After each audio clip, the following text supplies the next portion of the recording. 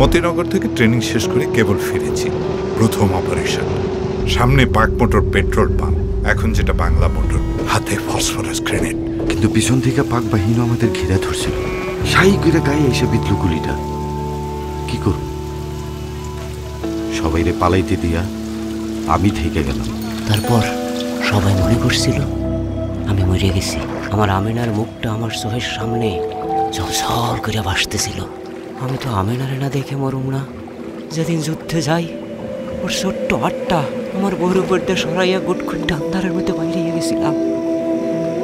এরপর দেশ স্বাধীন করে ঠিকই ফিরছি, কিন্তু আমার আমিনারে কি জীবন্তনা! প্রতিটা বাক্য, প্রতিটা শব্দ হারাতে দেব না। ছুটছি দেশের কোনায় কোনায়, বীরদের মুখে বীরত্বের কথা দিয়ে তৈরি করছি ডিজিটাল ভিডিও আর্কাইভ ৭১-এর কথা। বিজয়ের এই প্রেরণা ছড়িয়ে যাক প্রজন্ম থেকে প্রজন্মে। চল বাহাদুর।